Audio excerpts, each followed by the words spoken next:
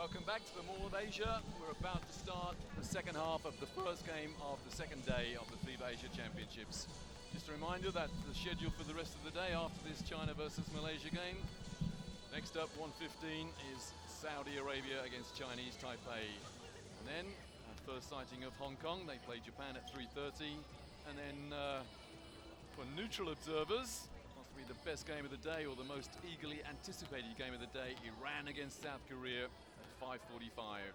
The place will be rocking at 8:30 because the Philippines, who won yesterday, take on Jordan, who lost. And then the last game of the day, 10:30, sees our first sighting of India, who lost in the closest game of the day yesterday against Bahrain in the other gymnasium.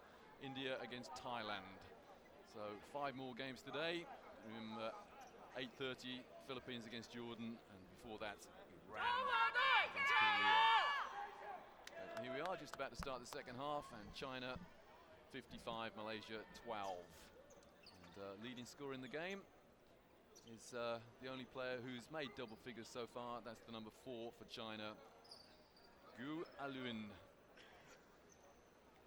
So Malaysia with the luxury of possession at the beginning of this second half. They did actually have possession at the beginning of the first half as well, because the Chinese player tipped the ball on the way up.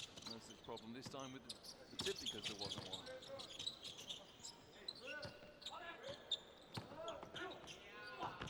And Malaysia opened the scoring in the second half. Number 9 is Wen Kuang Tong, his first 2 of the game. Well, Sung Yu just really tried to press up too hard on a quicker player, and he just blew right by him. Had an amazingly open jump shot, open layup, and no big man came over to help him. But China's response is immediate, with Li Jiaju nailing the jumper, and this time it is Wang Xipeng who fouls. Line foul at interception, Wang Xipeng. It's his first personal foul. Shot clock at 16 seconds.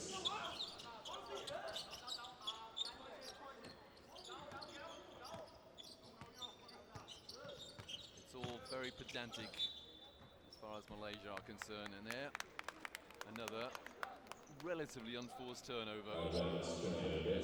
Just failing to protect the ball on the dribble.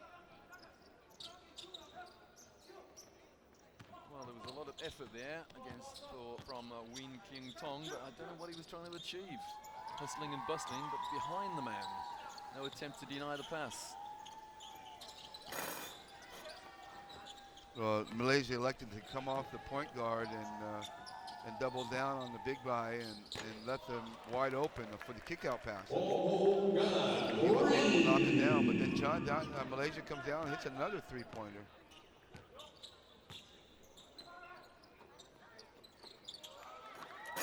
Well, the dunk is made with consummate ease.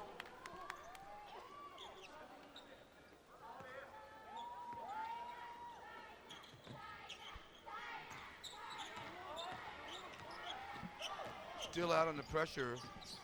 China still going at him, trying not to let down and get lazy. They're extending all the way out to almost to the half court on players. Another deep three. Missed by Malaysia. And then Sung Yu with the power drive, but then the follow-up by Wang. Well, he's having a ball inside at the moment. The number 13 for China, Wang Zilin, just hit his 13th point. I wonder whether, if he makes a double-double, he's still got 4 rebounds to go, whether he'll remember this game with any fondness. Here he is again for another dunk. Oh, 6 points in quick succession for the Chinese number 13. 15 points now and 6 rebounds. Wang Zilin is one of the guys that they're really trying to, he's a new generation of big men. They're trying to get him to step up and take the places of a guy like Wang Juju. He's not quite as skilled as those guys, but he's a little bit more of a hustler and more stronger inside than Wang Juju. Well, not for the first time in this tournament, we see a player fake with both feet, and the referees diligently call travel.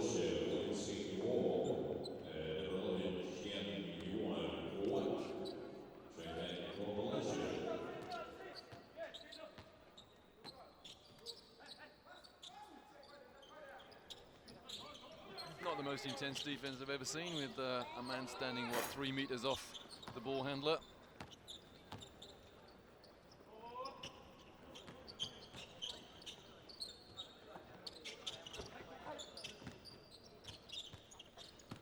Vincent Oy looking for the pick and roll move, and well, he's hit 2 threes already, but a long way off on this occasion. One of the few times China did not switch on the pick and roll, and they went over and under, and it was a little bit slow. One of the things China had a problem with yesterday against Korea was the pick and roll defense. They were getting eaten up a little bit by Korea, being able to hit some hard passes to guys who were rolling to the basket. And I'm not saying they're having a hard time here against Malaysia, but the one time when they decided not to switch, they were late on the cover.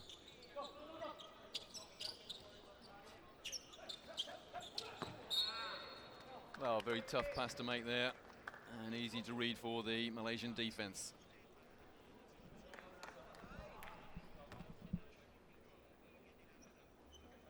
Another player missing from the Chinese lineup this year was there in Wuhan last year. A kid they call Max.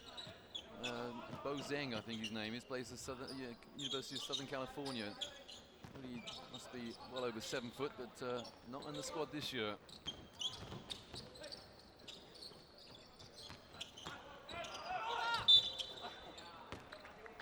And that's a shooting foul. Malaysia on the foul line. Nice drive by Oy. And he went hard and didn't try to throw it up over the defender. He just went right at the defender. And that's oftentimes what you have to do to bigger guys. If you give them separation, they're able to get their long arms up and over you and able to block shots. But if you crowd them, go right at them, it's much harder for them to block your shot.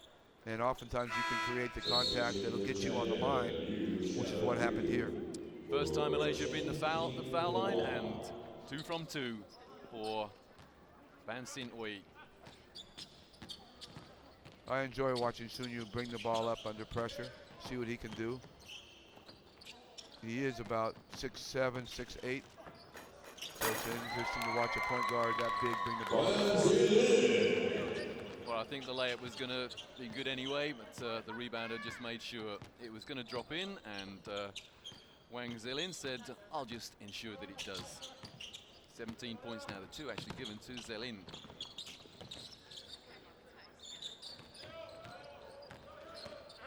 That's a nice spin move, but he bounced the ball on his own foot. So that man is Ban Sin Oy. No, Oy is definitely their best player. And again, he hasn't been able to show a lot when playing a team like Iran or playing a team like China, but maybe in the later rounds, the consolation rounds, he'll be able to get to better matchups and really show what he can do.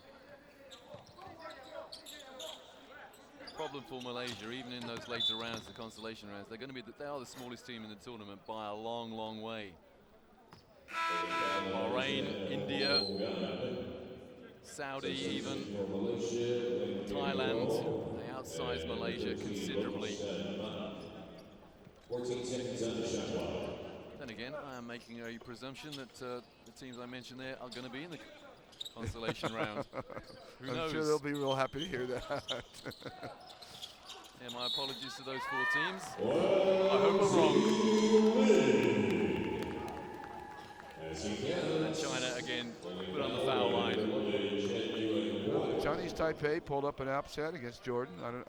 They are the dark horse team, and a lot of teams consider them to be, a pretty good team. And but they certainly are a dark horse, and they pulled one off against Jordan. Qatar beat Japan in something of an upset as well. Yeah, after Japan led that game the whole way through. Yeah, I've seen several reports that say that was a shock result, and a lot of people assuming that Jordan were going to be the same force they were 2 years ago. But they're missing some key players, Jordan, this year. And I don't think that was a particular surprise that they lost to Chinese Taipei. And they also changed their coach as well. Yeah. So they are playing under a completely different system. Chinese Taipei was being pegged with Quincy Adams as Quincy Davis is it Adams or Davis? Definitely Davis, yeah. Davis, Quincy Davis, excuse me, as a team to beat, or a team that can compete with some of the upper echelon teams. And of course the Korean, well, I think most people believe that Korean game was a huge upset for them to beat China. But no, through the years, Korea has always played China tough.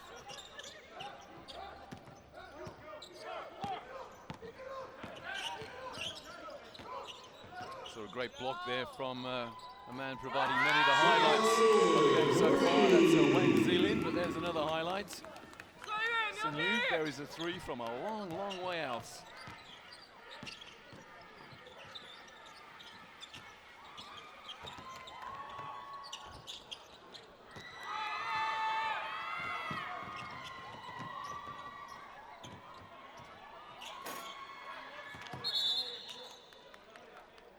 And the foul on the play is against China's.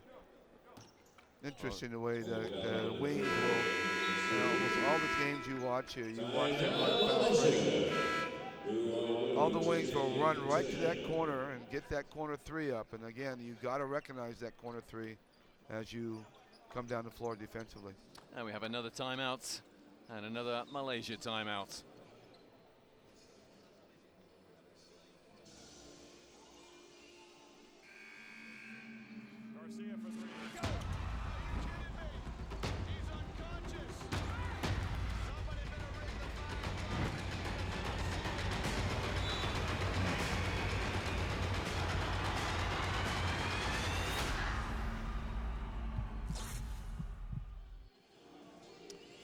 There we saw highlights from 2 years ago in Wuhan.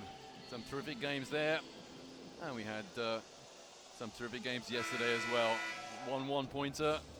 We had an overtime game in the competition. We didn't see that. It was in the other arena, but I understand that was a fantastic comeback from Bahrain, who were trailing India by 9 points with only a minute or so to go. And that's quite a comeback. And Bahrain eventually won in overtime.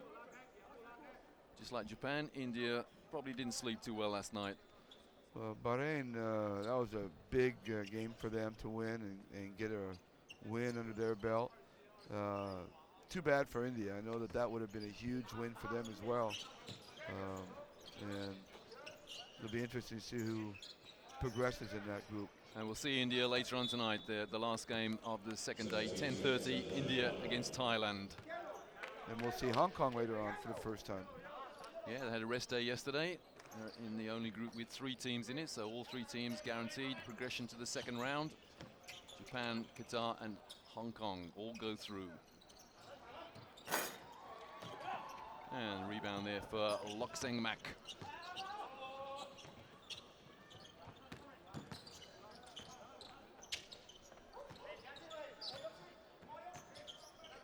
Well, we gave each team a hypothetical target.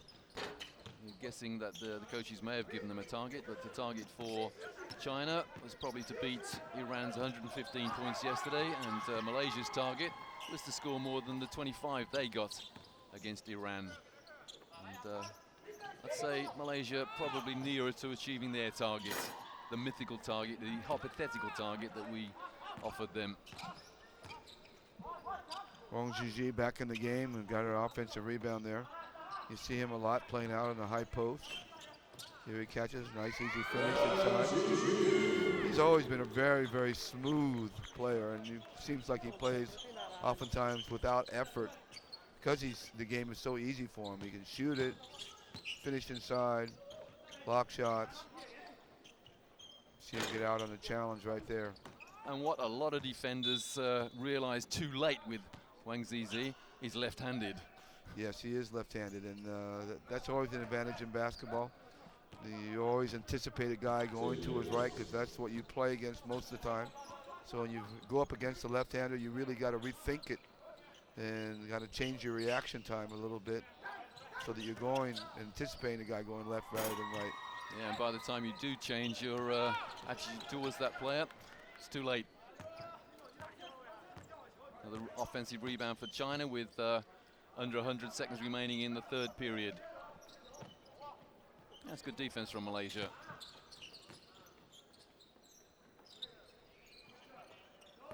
That's not though. No one within, what, 10 feet of the three-point shooter. His first three of the game.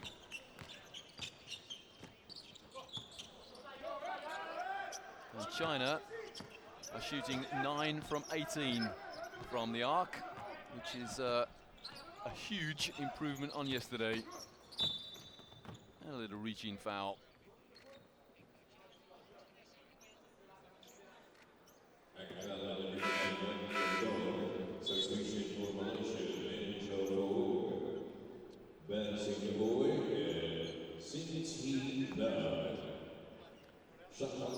Eng Hang-soo comes off looking rather disconsolate.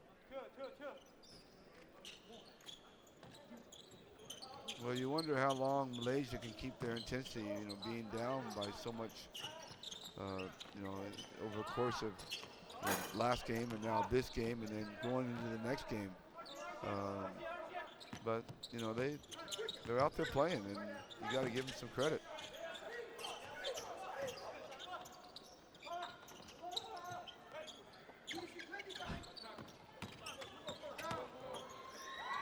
A nice move along the baseline by Gu Adrian. This time the fake was legitimate.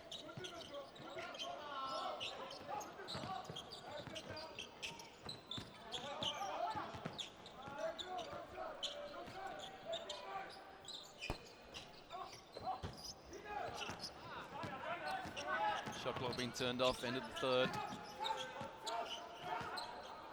60-point lead for China. Got to get that shot up. So at the end of the third period, 79 plays 19. China leading Malaysia by 60. And it's going to take a mighty effort from China to improve upon, or better than the 90-point margin that Iran accomplished yesterday against the same opponents. Leading scorer in the game, number 13 for China, is Wang Zilin. 19 points and 8 rebounds. Very, very close to a double-double. Well, you want to see the reasons right there.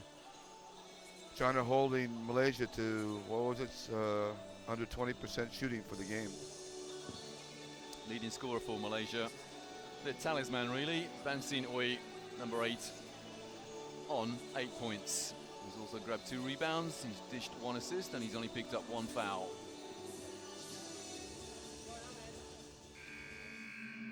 Garcia for 3. Go! He's unconscious. Somebody better ring the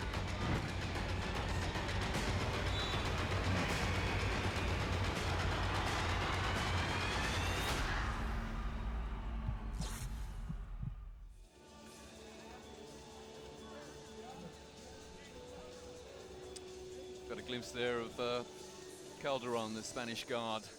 And I have a vivid memory of him from London last year when Spain were leading Great Britain by 1 point.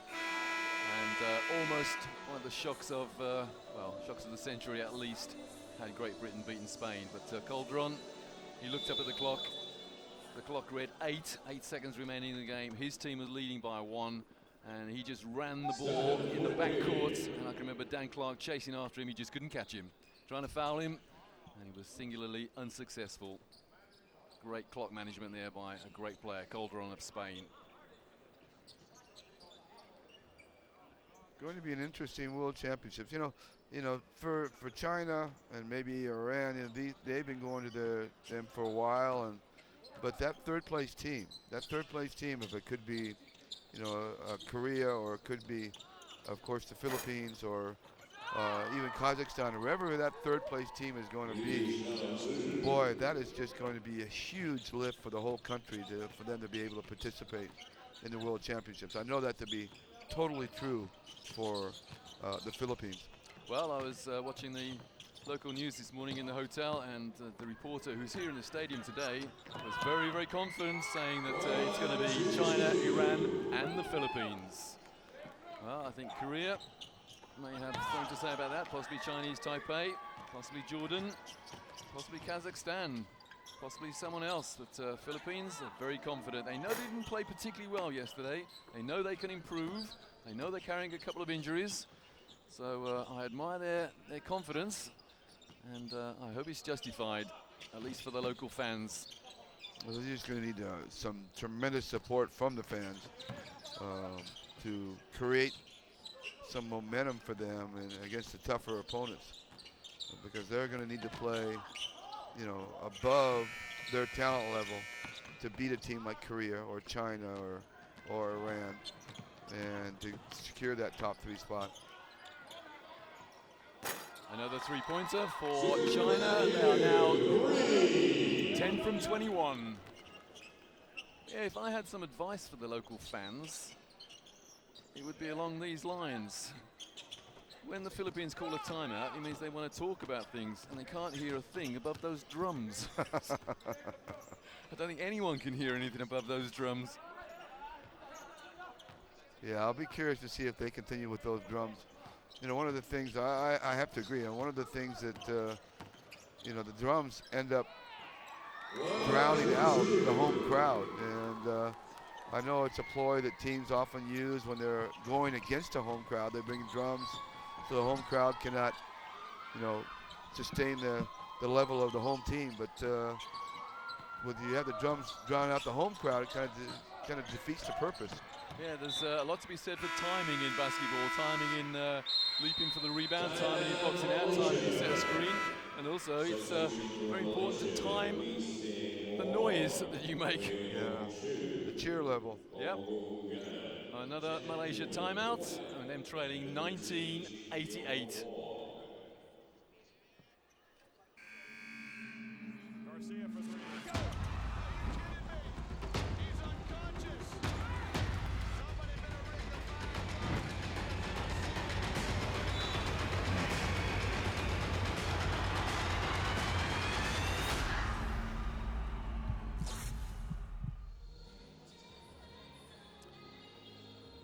Very important decision made by FIBA a couple of years ago to rename the World Championships the World Cup. And that competition, the World Cup, will be held next year, 2014, in Spain. Then it won't be held for another 5 years, 2019, so that it doesn't clash with the Football World Cup. It's going to be an interesting U.S. National team that's going to be showing up there this year, this coming year in Spain for the World Cup. Probably no LeBron, probably no Kobe Bryant. Some of the big stars won't be as big, but some of the younger stars like Kevin Durant, guys like that, well, you know, you wonder if a Chris Paul will show up or Dwight Howard. But the mix that they have, the roster that they put together has been a very, very young roster. Guys like Harold Baines, players that the normal fan would not even really know.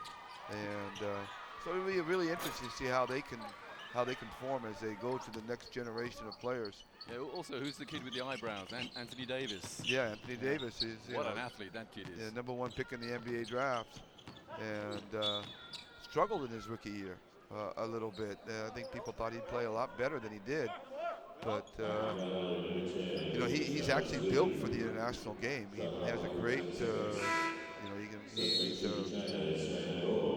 he's long and athletic and gets up and down the floor, and really well built for the international game. And I'm sure that he'll be a mainstay for that U.S. national team for years to come. As we get a breakaway, and it's number 5 for China, Liu Xiaoyu.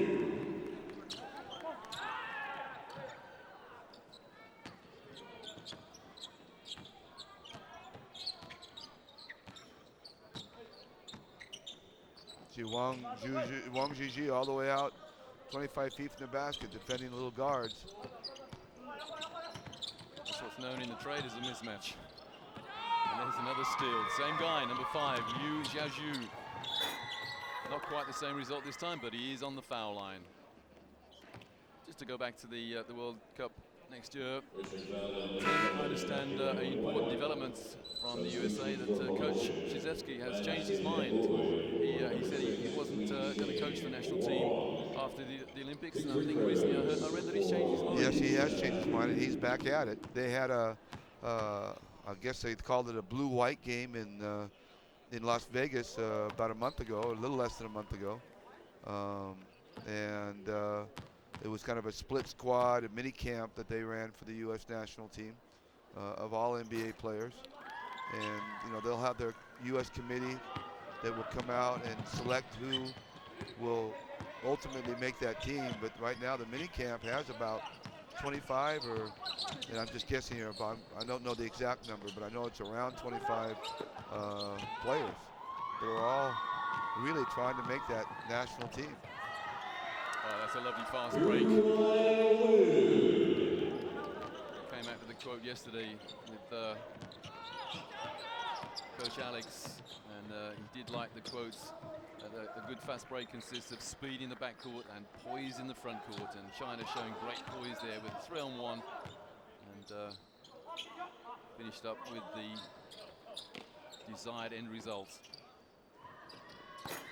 Another three, 11 from 23 now, China. And it's not just been their little guards shooting threes, it's been their big men have been able to step out and shoot threes. So if any of the big men of Iran try to sag back down inside, they're going to be able to knock down some shots out there. Another fast break and another completion. China running ragged now, running Malaysia ragged. I was going to say they're making it a blowout, but it's been a blowout from the first minute. But they're really putting it on. Almost 100 points already with 5 minutes to go. Yeah, good friend of mine in England who also does several FIBA games. One of his favorite expressions is a good basketball team shares the ball around. That's what China are doing now. That's like the fourth consecutive turnover by Malaysia has resulted in a transition basket. So with 4.5 to go, China are 25 points, or maybe 23 now, short of Iran's 125 yesterday. Who knows, they may make it, and they may restrict Malaysia to less than the 25 they scored against Iran yesterday. China was trying to foul. There they go. They finally get the foul. They want to get some subs into the basketball game and call a timeout, I believe. There's the substitutions, I guess not the timeout. And Zhu Fangyu there just had a little chat with the official to say, I was told to do that, by the way. I was told to foul. That wasn't unsportsmanlike, and the referee knew exactly what was going on. That's good officiating.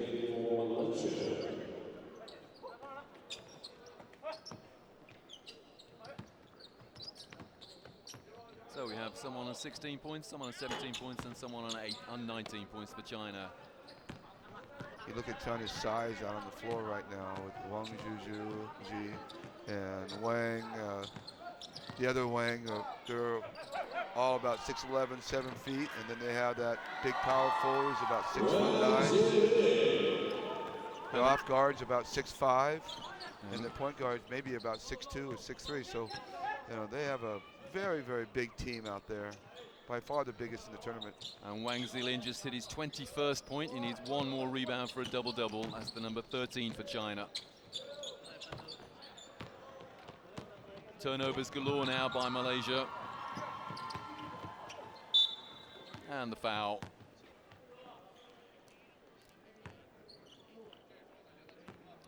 Foul is by Malaysia's number 15, Min Jo Fung.